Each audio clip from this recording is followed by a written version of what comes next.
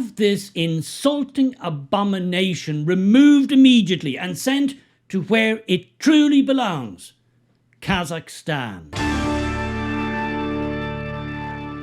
Okay, this is pretty much an update on a story that I covered the other day. And in fact, I covered it last week as well. And a lot of people are interested and invested in this, as I was and am myself. That is this monument that was erected in the major town of Drogheda, County Louth. And here's the picture of it here. Yes, we've all talked about this, and I've talked about this, and we all know what we can see. And anybody who has more than 2 brain cells knows exactly what that symbol on the top of the monument actually signifies. Despite all of the protestations, despite all of the puff pieces that I have seen in all the mainstream media, RTE, News Talk, the Irish Times, the Irish Independent, all of the usual suspects, absolutely showering this piece of art with praise as being marvellous and a complete embodiment of Irish myths and legends, and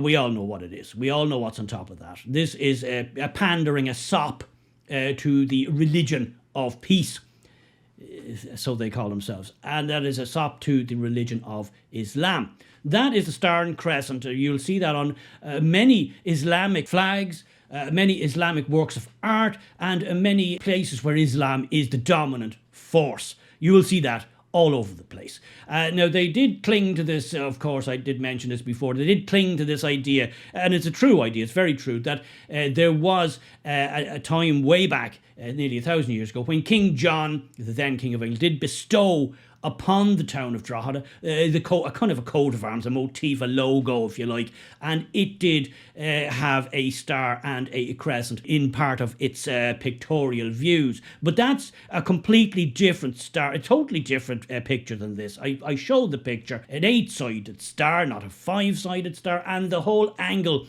the crescent was on the bottom, and it was a totally different thing, absolutely. So they were trying to cling to that and make out that no, see no evil, hear no evil, that is absolutely nothing to do with Islam at all, as if we are all 3-year-old children and we can't work out the logic and the reason for ourselves. Pure out of Orwell. Don't believe what your eyes see, don't believe what your ears hear. We're supposed to not notice it, and if we notice it, we're supposed to not talk about it, because we must pander to everybody that isn't us. Well, I won't play that game, and I know if you're watching this channel and watch it regularly, you don't play that game either. So some brave patriots, as I did cover in the last episode, climbed up by some manner of means, one would assume some lads or lasses, got themselves a decent ladder, and they put a tricolour atop, something like this.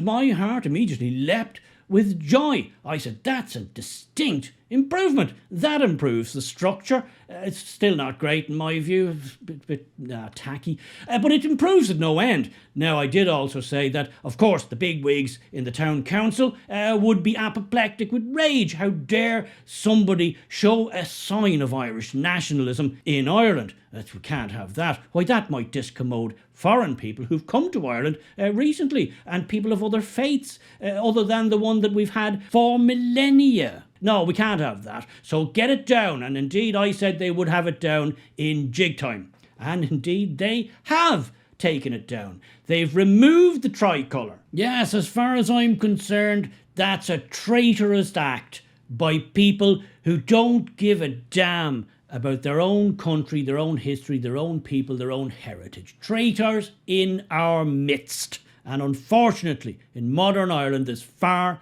too many of them, and far too many of them in positions of power. So we have now, once again, the symbol of Islam greeting one and all who travel to one of our main towns and pass by it. Now, why did they take it down according to these people? Well, they took it down on the basis of road safety concerns. Road safety concerns. As if the sight of a tricolour on top of a monument would be enough to cause carnage on Irish roads, as if the sight of a tricolour on a main thoroughfare, a main road in the middle of a roundabout, would cause motorists to be dazzled, to lose their sight, lose their reason, lose their logic, and lose control of a motorised vehicle, crashing into ditches, poles, trees, people. God knows, it could be an absolute bloodbath. Yes, that's the level of nonsense we're dealing with, guys. That's the level of traitorous nonsense we in modern Ireland are dealing with.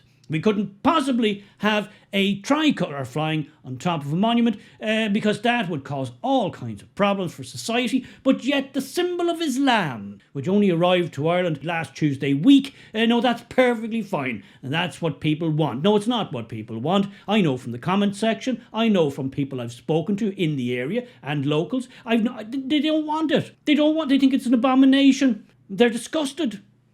They're absolutely insulted. And the people who are leading these committees in tidy towns and getting grants from the EU and grants from the government, you guys are deluded. Whose team are you on? Which team are you playing for?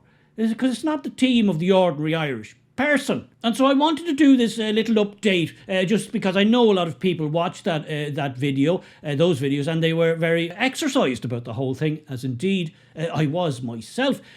Well, there you go. The brave Irish Patriots put the proper symbol of Ireland atop that monument, and then the people in power, the traitors at the top, the traitors in our midst, sent out workmen to have it removed. Yes, to have the Irish tricolour torn down unceremoniously in Ireland. I never thought I would see the day when such a thing could actually happen. It has happened, and I have a feeling this story has a bit more to go yet.